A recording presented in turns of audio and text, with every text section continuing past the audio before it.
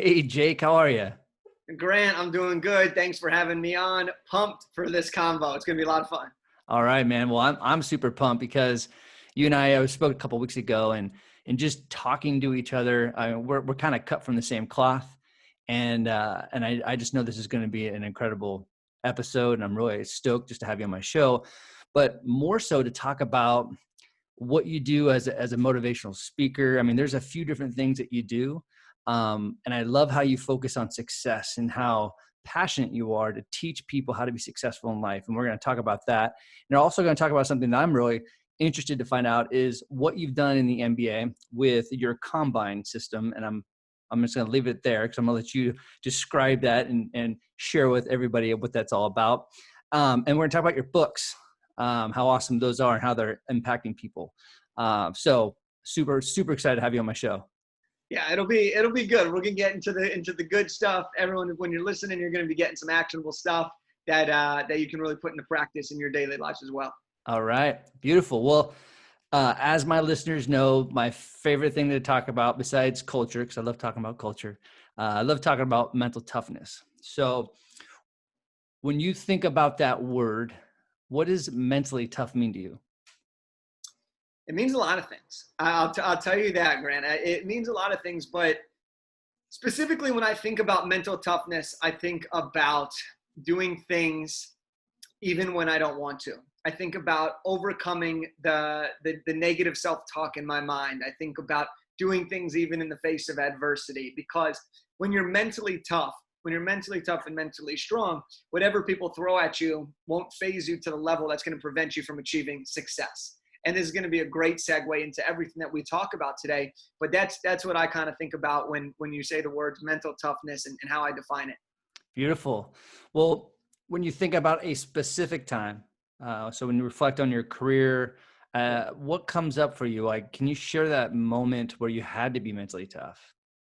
I think for me, I think there's a moment when I was really growing up, when I was in high school playing basketball, that really portrayed what mental toughness was. And for me, it was where I had that first big breakthrough of understanding how to keep persevering and how to keep going. So I'll tell you a little bit about that. It was my sophomore year of high school.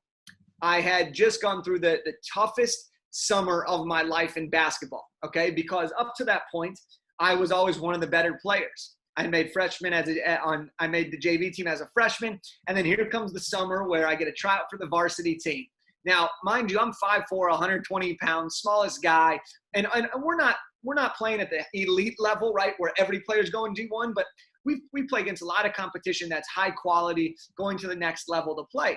So 5'4", 120-pound guys, by far, I'm the smallest guy trying out for the team on the court, one of the youngest guys. And by the end of that summer, I ended up making that team, which was great, overcame a lot. But where this really happens is during that season. I'm playing in the games. I'm getting taken out. There's mismatches. Coach is pulling me out, which in my mind as a teenager, right? Coach is pulling me out anytime there's a mismatch. That's just telling me he doesn't believe in me. It's how I'm viewing it, right?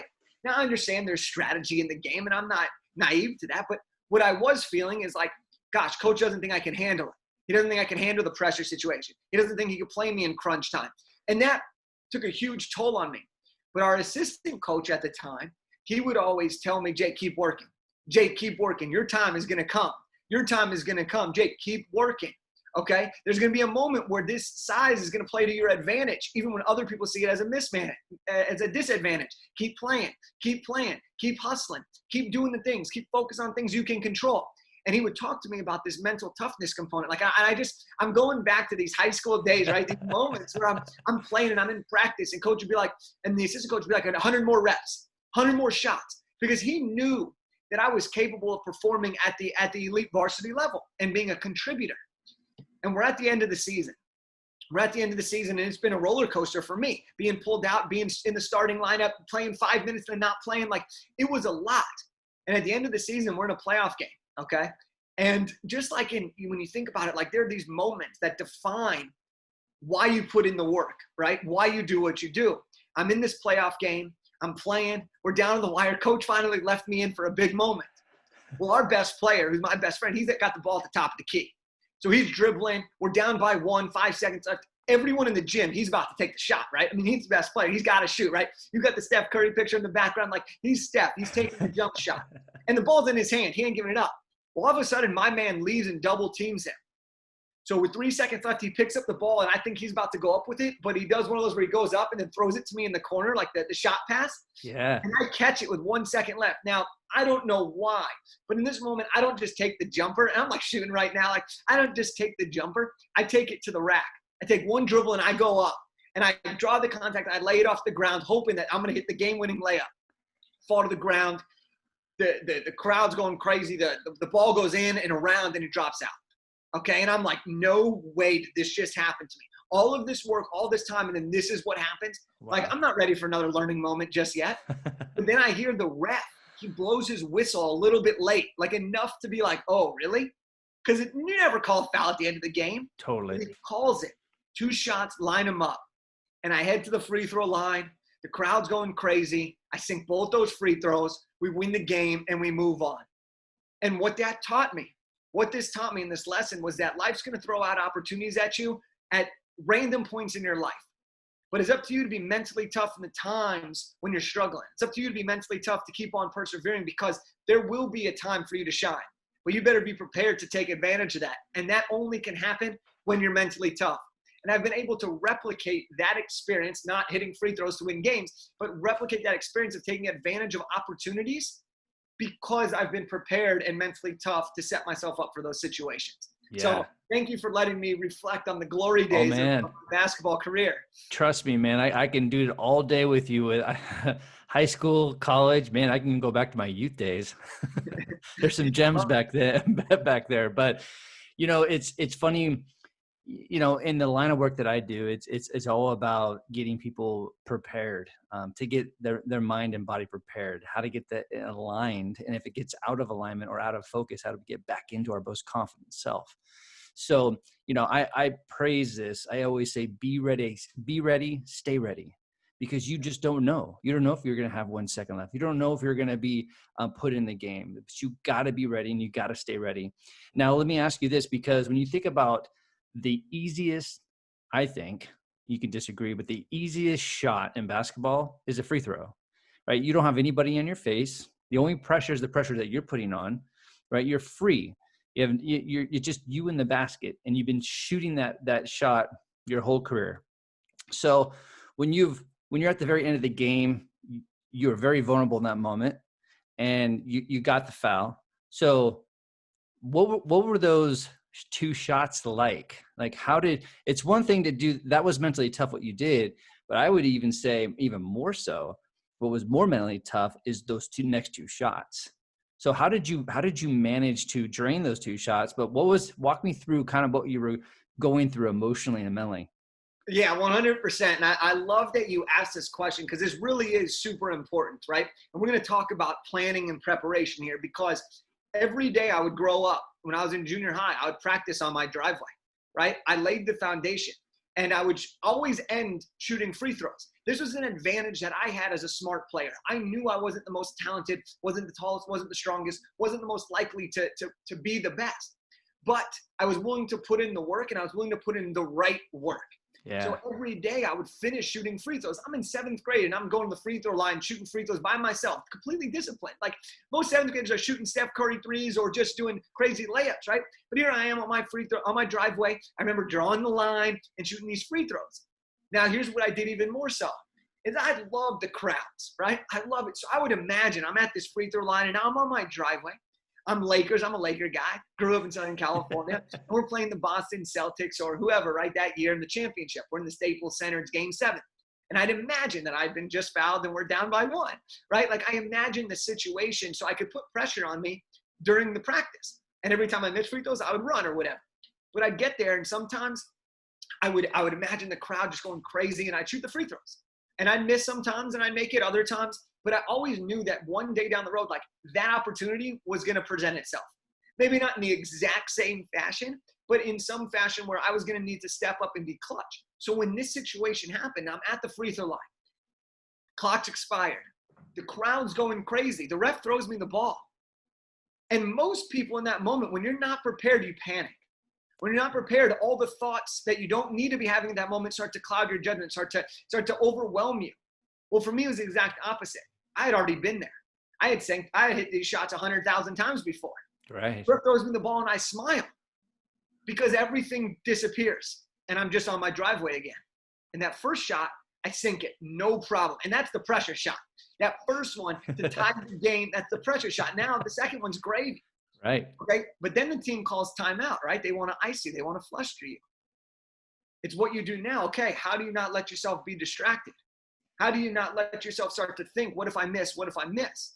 And I remember going back and people were like, you got this, right? Because they want to root you on, right? You're in the sports movie at this point. People are like, this is the big moment. Nobody better than you. And I'm like, chill, guys. Like, relax, right? Right. But in my head, I'm thinking there's nobody better than me right now in this gym that's going to shoot this free throw. I'm so ready to make this shot. I want it bad. The only thing that would ever have stopped me from missing that free throw is if like I had a cramp or a spasm where I couldn't get the ball out of my hand. Right. When I got back to that free throw line, 2 dribbles, same routine, swish, we win the game. I knew it. And the people that knew me the best knew that that was going in. Wow. And so you think about that, it's the same type of thing that you can do. Be ready, stay ready, right? Just like you're talking about. But these moments is all about this preparation, getting into the right routine, practicing the situation, visualization, all these things that relate to business, relate to life, relate to performance. It all stems from what you do to prepare. Totally, man. And it's something I talk about a lot within my role, but also in my book as well. It's about conquering the emotional hurricane. And again, I don't care if you're performing in athletics or in the workplace, even in a relationship, like we all have a duty, and no matter what that duty is, right? We are going to be faced with an emotional hurricane, internal or external. And it could be small, it could be large, depending on whatever you make it to be, right? So when you're prepared for that, when you are totally getting prepared for whatever that unknown is, that emotional hurricane, you can either get swept up in it or you get right in the middle of the eye of the hurricane. Guess what happens in the eye of the hurricane? It's calm. And so if we can practice how to be calm, play present, get into our breath, be where our feet are, that no matter how crazy, if it's, the last shot of the game or if it's sold out, it's all right, man. I've been there. I've already visualized all of this. Yeah. I love being in the middle of the hurricane, right? Yeah. So I love it, man. And it's also understanding success, and it's understanding our own internal representation of success. So kind of segueing into that beautiful word, because it's a word that we talk about it. And I think everybody wants to be successful, right? Who doesn't want to be successful? Everybody wants to be successful. Right. Right. So when you think about that word, it's another question of like, what does it mean to you? So again, it's a very broad word. We all have our own meaning to it. But when you think about success, like, what does it mean to you? So this is something that people need to spend more time thinking about, because success is different for you and it's different for me. And the biggest thing about it is maybe we have the same definition of success. The way we're going about achieving it is going to be completely different. Right. So success to me is all about having the freedom to do what I want, when I want, with who I want. That's success to me, is being able to do whatever and have the freedom, right? To spend time with who I want, to live the life, to pick up my bags and travel. Success for me is having freedom, okay? Now, what's really interesting too is how we view success, because when you traditionally say the word success, where does everybody's mind go towards? Well, it goes towards fame, status, wealth, right? But we know that that doesn't just mean you successful, right? There are people that are like that, but not happy, right? There are people that have everything that other people would say is success, yet those people aren't living a successful life. They're living a rich life per se, right? Right. But they're not living a successful life. And there's people on the flip side. They just have their family they don't make a lot of money, but they're the most happy and successful people, because for them, they're able to put food on their table. They're able to have family dinners. They're able to spend quality time with each other. They're able to have shoes on their feet. Like, there's so many different definitions of success. And I think the most important thing we can do when I hear about success is, like, we have to be confident in what our definition is. We have to break it down by the buckets in our life, our health, our relationships, our finances, our charity, our emotions, our fitness, right? And then we also have to pursue that relentlessly. But it's not about comparing. It's not about feeling guilty, right? We can dive into all of these things. But success to me really equates to freedom. and really pursuing that relentlessly while enjoying the process. And that's how you have a winning life. Oh, I love it, man. I love it how you talk about buckets, because the way that I work with people and just talk about success, and to truly understand, like, what does it mean to you? Like, what does it mean to you? But what does it look like, and what does it feel like within those buckets? So we're giving it some identity. So now you know, like, what it means to you, and the whole comparison game. I mean, there's a beautiful. I'm sure you've heard there's a quote of, comparison is a thief of joy. And it's so funny, because I'm human, and there's a lot of people doing what I'm doing right now. And there's times where I'm looking and I'm like, I get like, I'm all in my head and I'm sitting there going, man, why are they doing it more better than I am? Why am I not doing that? And then I, in the moment, go, wow, I cannot be free right now. I cannot be joyful because I'm plugging into that socket of comparing. And I think also, I love that how you use freedom Yeah. for success, because if you truly want to be successful, you got to have emotional space. And I think if you can there's a lot of things you can achieve that, as far as processes and meditation, all that stuff. But I think when you have a lot of that emotional space, you're going to allow yourself to have success, allow yourself to be free. Yeah. I mean, look, when you talk about the buckets, it just gets me fired up, Grant. Good. I love it. Because look, let's take a bucket, right? Let's take the finance bucket. Okay. And we combine this with the career bucket for just this example here. But let's say for you, success, you live in a town where the house to buy is $250,000. For you, you have a dual income household. That definition of financial success is going to look different than somebody who's a single person trying to buy $1 million home. What you're going to have to do and the numbers and the actions that you're going to take are going to be a little bit differently, right? The career you're going to have has to be different. You might have to sell more of your products. Even if you sell the same thing, you're going to have to sell more than somebody else to have the same level of financial wealth, financial freedom to get to that point, right? Let's say somebody is 400 pounds and you're 150 pounds. Well, you both don't necessarily want to lose the same amount of weight, right? So what we have to decide is, what does success look like to you? And when you can define what success likes to you, you can use it as your compass, as your guide with your North Star, so that every action you take is relevant to that definition. Yeah. And then it makes it easier. And when decisions become easier to make, it becomes easier to do. And when actions become easier to do, if they're in the right direction, which we know they're going to be now, you can get closer to your desired results in a quicker amount of time, giving you freedom. Right. For sure, man. It's funny too, when you think about, and this translates in any environment, but this scenario that I'm going to bring up, with athletes, when they say they have a bad practice, they weren't successful, right? It's typically because they got yelled at, or there was a crucial part of the game plan that they didn't show up on, or there was that one drill they didn't do well in. So they deem it not successful. And so that's the same thing. Like, you can go into a day of work and you might have a bad conversation. Oh, I didn't have a successful day. I had a bad day. Right. So I think it's really important. And I love it that you and I are talking about this, because it's really, really important for my listeners to understand that you have to understand what success, what it looks like, what it feels like, and what it means to you, because nothing's going to be perfect. And you can't let one moment, one thing destroy your whole perspective of, like, was I successful or not? Because there's so many things that are successful. I mean, even down to like warming up before a practice, or warming up before a competition, just certain things like your effort and your attitude and your leadership, your communication, was that successful? Yeah, man. It doesn't have to be defined to one thing. Right. So I think if we can holistically and globally understand what success, like, I think we're setting ourselves up better. Yeah, I completely agree with that. And, for me, the way I look at that is because, like, there are days in everyone's life that are shitty, right? Yeah. Even the most successful people have shitty days, right? But on those shitty days, if we can find the one thing that went well, if we can find the one win that went well, it can keep us on our path. Yeah. To have a great life doesn't mean every single day is unbelievable. To have a great life, you got to have a lot of great days. To have a lot of great days, you got to find great moments. And look, the best teams in the NBA, right? You're going to see a 65 win season out of 82 games, right? And that's an elite season, right? Yeah. You're losing, but you're still losing 17 games. Right. And if you can win in your life as often as you possibly can, have a lot of great days. Eventually, you're going to have a great life. But it's about enjoying those wins, savoring those wins, and learning from the losses that create the better future and a more successful life. And that's how you start to become a champion. Yeah, for sure. And it's just, this brings me up before I go on my next question. But not too long ago, I had Robert Paler on my show, who he's a quadriplegic, and he just a couple of years ago, he had a really horrific accident while he was playing rugby for Cal.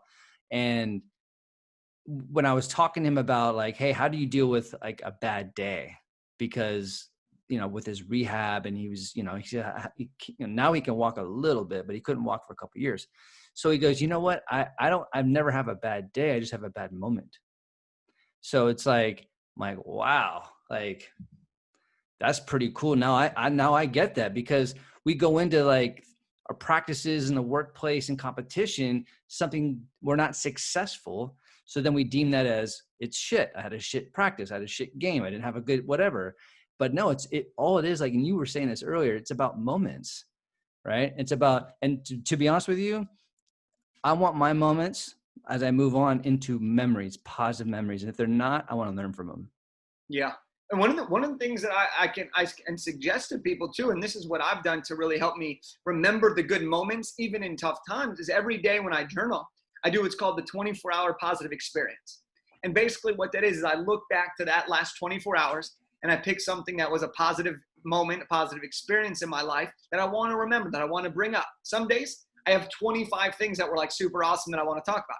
Other days I have to kind of think about it because that day was a struggle. Right. But the minute you start to do that, if you can do that every day and find a positive win every 24 hours, well, it starts to prime your brain to seek out more experiences like that. It starts to make it a joy to find those little moments that create it. And then you start to seek out more positive experiences. Totally. Well, obviously you love what you do. You can feel the energy through the screen here and through the microphone. So, what was the motivation of getting into this profession and elevating people's lives and being just this impact? What was it that got you started doing this? Well, the thing that really got me started was I had this vision of what success looked like to me. And success, I thought, was going to be go to USC, get a degree, become a sports agent, be the youngest sports agent to sign a lottery pick. Then I was going to make $1 million super young. I was going to go buy a house, then buy an island, maybe an island, get married, have kids, then start to give back, speak, write books. And what I very, very quickly realized, is I had it backwards. I had it backwards because in the pursuit of all that, I was just going for what I thought would make me happy, what I thought would be success. And I'm very fortunate that I had several moments, several people that reminded me to enjoy the journey, to go after what you want, not what you think other people want and expect of you. Right. And so I kind of flipped it on its head and I said, well, you know what? I'm going to be an author and a speaker, and I'm going to start this combine right now. Why not? Right? And if what I have to say is powerful enough to influence somebody in a positive way that creates a transformation, then it's valuable, right? Right. And I basically just started to share what I knew at that time. I was doing the best that I could with the knowledge that I had. And that led me to writing my first book. That led me to starting the pro basketball combine. That led me to starting to be a speaker. I didn't even know what speaking was really all about. I didn't know how you could make money doing it. And then it became something that not only was I passionate about, but it was also a way to build my economic engine. And that started to turn it into. And so I realized that success wasn't about hitting these metrics. Success was about enjoying the ride while pursuing something greater than myself. For sure, man. That's awesome. That's actually, I could see it right now. It's just, you painted it beautifully. And before we get into the professional basketball combine that you've created, and I think this is important to talk about because you are in the speaking business, right? And you are in the business to impact people. And now it's different because we're doing a lot of stuff virtually, but when you're performing this role, right, you're getting in front of people. And I know that you've got in front of hundreds of people. I can only imagine you're human, you're nervous, right? Like, how do you deal with nerves? How do you get like mentally prepared? I know I get the sense as an athlete, you are all about preparation, but when you're speaking, there's, it's the same mindset, but there's different things you're doing to get prepared. So kind of how do you deal with nerves, that energy, and then what's your preparation? What's your process? Grant, I love this, man. I love this because speaking to me is my version of playing at a high level basketball game. Like I'm not even joking. Like I stretch the same way I would stretch for a basketball game, right? I get up in the morning, I take my shower, I go through my routine, right? Depending on the time of the day that speaking engagement is, but we'll say it's in the morning for now. But I get up, I take my shower, like I start thinking. One of my biggest things that I do when I'm speaking though is I visualize what I want it to look like at the end result. I visualize from the moment I step on stage, how I run out, how I get on stage, who I'm going to look at in the audience. I go the night before or the morning of to check the sound. I check the audience. Like I check the seating, what type of chairs are there? Where's the avenues to run through? Where can I jump off and on stage? How big is the stage? I look at all these things. Just as if I would. When I played baseball and I was an outfielder, I would look at the way the grass was trimmed. I would look at all these different things because I needed an advantage. And this gives me an advantage. Also, the more prepared I am, the less nervous I become because I know I'm going to crush it, right? Right, exactly. And so I would, and then I would visualize. I would actually visualize that. Typically in the shower, I would visualize, and I do visualize. I think about the crowd's reaction when I land my joke, when I come out of there. What kind of body language do I want to give to them in certain situations? And then I visualize that end result. And for me, the end result is people clapping, getting side standing ovation. That's all great. But for me, the end result is getting people coming up to me saying how much that changed their lives. It's making that impact, right? That's a tangible result that I look for. It's can I transform somebody enough to make them compelled to talk to me about how that inspired them or how that's going to create a change in their life. So I get super jacked up about it like that with the visualization, right? Yeah. And then when I get to my speaking engagements and I'm there, right? This is when the nerves typically start to set in for most people, right? Yeah. You get in your stomach, you're like, oh man, 30 minutes till showtime. Like, you know, and you're getting fired up about it all. And so I typically, the way I do my introduction for most audiences is I have them read my intro as like, I'm getting announced for a starting lineup. Again, everything here is like correlated to this basketball. Yeah. So I stand in the back of the room and they say standing 5'8", you know, weighing, you know, whatever, jakekelfer. And I run in from the back of the room. I have different music coming on and I come up. And a lot of this is to help me get prepared and to help me get fired up and juiced up. And the minute that you run onto the court or onto the stage, you feel at home. And so for me, the preparation, I just equate it to what do I do for basketball? What do I love? And then building off that routine to continue to find ways to be performing at an even higher level each and every time. Totally, man. That's awesome. I relate, man. It's we all have our own little thing. And for me, it's no matter what I'm performing, especially when I'm speaking, I literally see the switch. I have to switch on. And I go through my mantras and my visualization and all that, my breathing and all that stuff. And there's a part of me because I love and honor and trust the process.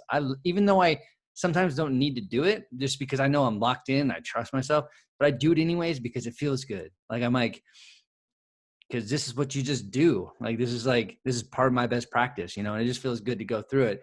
Now, before we get into professional basketball combine, that whole system, and, you know, the dude behind me on my wall, Steph Curry. Now I want to bring this up because when I was doing some research and I saw this quote, I'm like, wow, that's a powerful quote. And I think you know what I'm going to talk about and bring up. But there was a quote basically saying that you're like the Steph Curry of keynote speaking. And so when you get that, like, how did that make you feel? And especially you are, you know, in your DNA, you're a basketball player. So when you got that feedback and that statement that defined your performance, how did that make you feel? Yeah, it felt amazing. I mean, I'm smiling ear to ear. Like, that was so cool, right? Because you're looking at Steph Curry is one of the best shooters to ever play the game and is one of the greatest performers that we've seen. And someone had the audacity to make that comparison. And you know, it was just an honor, right? Because it meant a lot to me because it validated some of the stuff that I had been working on. But it also was just really cool to feel so appreciated, you know, and that to me was such a humbling experience. And that compliment was wonderful. And there's one other compliment that has also been like powerful to me. And someone called me the Jewish Tony Robbins. You know what I mean? And it's just awesome to, when somebody says something like that, it just feels good. And so I'm so grateful that the work that I've put in, because as you can tell, I take it very seriously, but I also make sure to enjoy it, right? And it just awesome to see people feel that way about the work that I do and to inspire them in that way. And it's great. So to answer your question in a very short way, to hear that and to see that and to be able to utilize that, it meant a lot with that personal relationship, but also just meant a lot and reaffirmed everything that I've been working towards. Beautiful. Beautiful. Well, let's get into the combine system. So obviously you're the founder of Professional Basketball Combine, which provides NBA draft prospects just more exposure that maybe they wouldn't have gotten because there's so many other, blue chippers out there that they're getting the spotlight, which I understand. But like, tell my listeners what the system's all about and just share your journey. Like how did you get this thing going and how much has it really affected? Like, have you had some of these athletes come back to you and say, dude, thank you so much for doing this because, you opened the door to my dreams? 100%. So the Professional Basketball Combine, for everyone that's listening, is a secondary NBA draft combine. So the NFL has a combine, the NBA has a combine. Basically at this event, you're doing different types of drills, scrimmages, interviews, an opportunity for players to get more exposure and raise their draft stock in the hope of making more money and starting their pro career on the highest note possible. Well, the NBA has their own event and they invite the top 60 to 70 prospects. Most of the guys are going to get drafted. But I noticed several years ago that there was an opportunity for more people to be seen. And a lot of times there are players that are at top colleges, but maybe they only get 10 minutes because they got 4 first-round picks on their team. Or maybe there's a guy who's a little undersized, wasn't recruited heavily, but is scoring 27 a game. And people are like, well, can this game translate from college to the pros? Well, that's what our event was designed to do. It was designed to showcase guys that at the highest level, hey, these guys can compete and they can play at the next level. And so each year we bring 24 players together and we have them go through 3-on-3 scrimmages to comply with the pre-draft rules of the NBA. We have them go through all the combine testing, vertical jumps, lateral movement. We compare those to some of the top NBA performers to see, right? Like where do they rank? We have teams come in and do actual one-on-one interviews with these players to get to know them. And at the end of the day, we've had 70 plus players come through, and every single player except for one has signed a professional contract following our event. We've had guys playing 31 countries over these 3 years. We've had over 10 guys sign 2-way contracts with the NBA. We've had guys who were Division II players. We brought them to our event. Now they're in the G League. We had one of the smallest guys in college basketball history come to our event, ends up scoring 30 for the Atlanta Hawks in Summer League, and then goes play at the high level and overseas. So what's really been cool, we had one guy come to our event, re-changed people's minds of who he was, ended up becoming the G League Rookie of the Year. Like, so it's been an unbelievable thing, but it just goes back to the one thing that I try to think about in everything that I do, and that's to elevate people to their best self, elevate people to their next level. And we do that with these athletes by giving them a chance, right? And these guys are competing, and it's so awesome to see how that all comes to fruition in the 2 days that we get a chance to work with them and put them through our workouts. That's beautiful, man. And when I'm listening to you, can this system, can it be translated into other leagues like NFL, Major League Baseball? Now I know there's some different systems in place with different sports.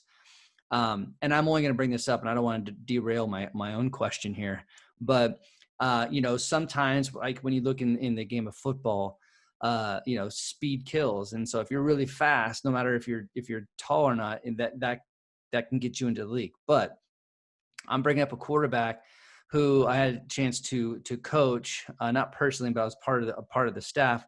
And he played at Tom Brady's high school. His name's Luke Batari. He broke every single record, every quarterback record, period, at this high school. Took him to back-to-back state championships, won one, lost the other. But dude's incredible. Barely got any looks only because of his size. And then he goes to junior college in his first year, takes him to state championship. I don't know if they won or not, but he broke a bunch of records and just dominated as a freshman. So he's probably getting some looks. He got 1 or 2 offers.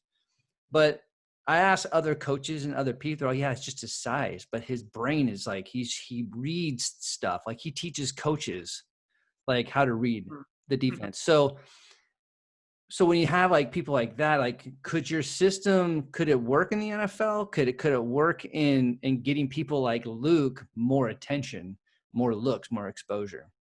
Look, I'm sure there are plenty of ways that it could work and to make it happen. I have not explored other sports or other things because I wanted to focus on what we did really well and make sure that Yeah, worked. for Of sure. course, that being said, though, I think we're in a time in sports, and you could look at Tom Brady as a wonderful example, right? A guy who was drafted very late, ends up being Yeah. the greatest quarterback to ever play.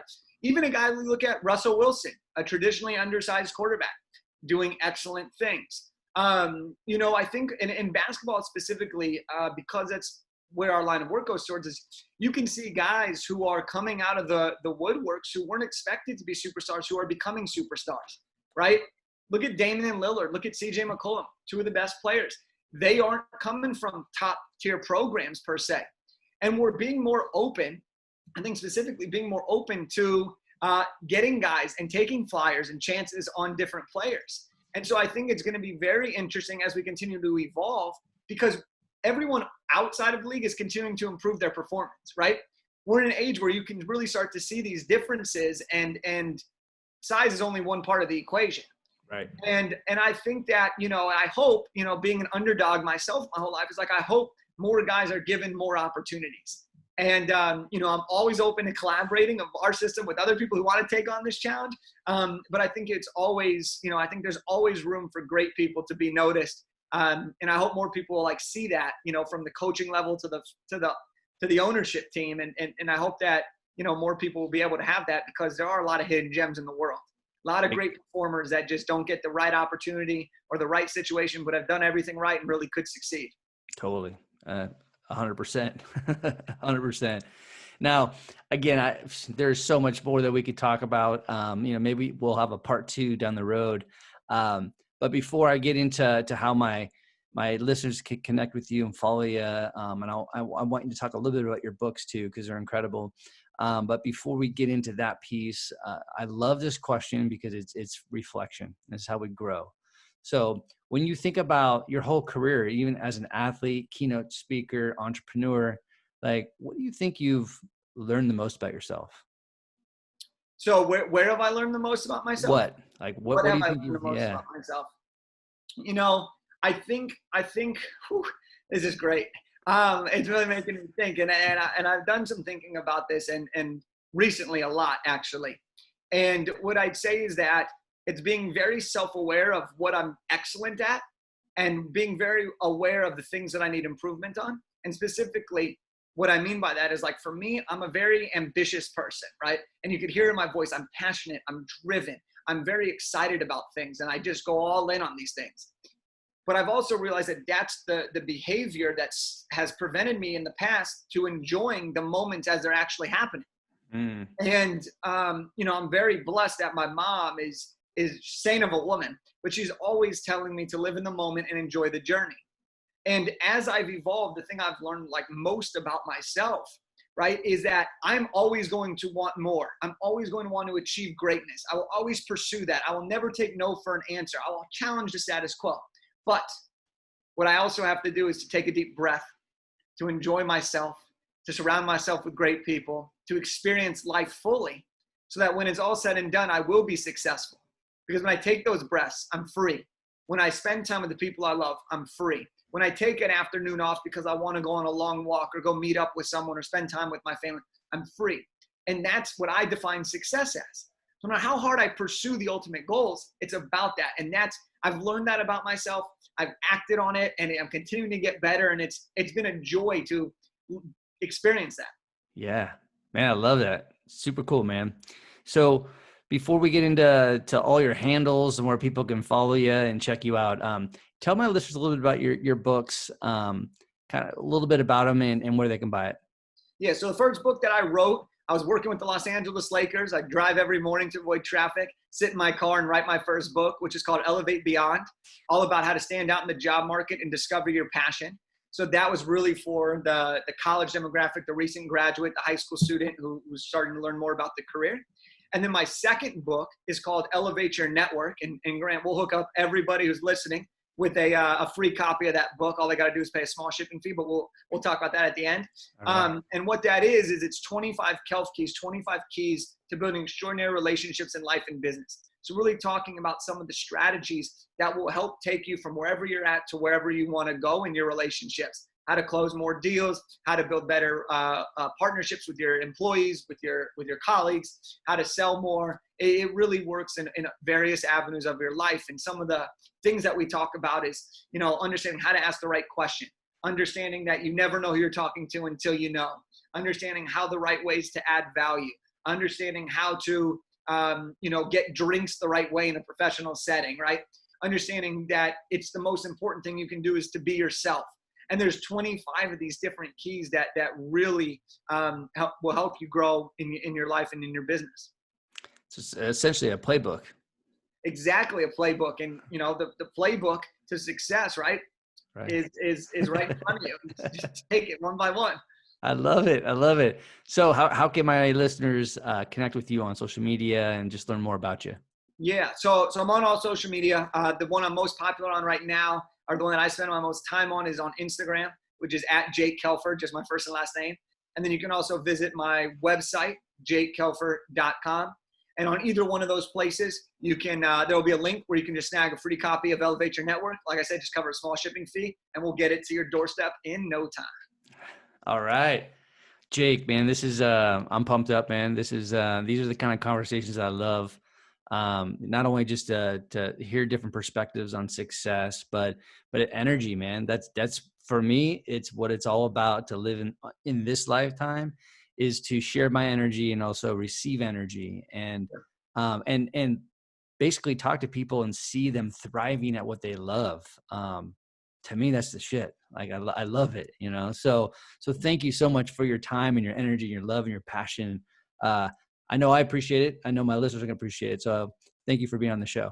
Yeah, right back at you, Grant. It was a pleasure. Right on.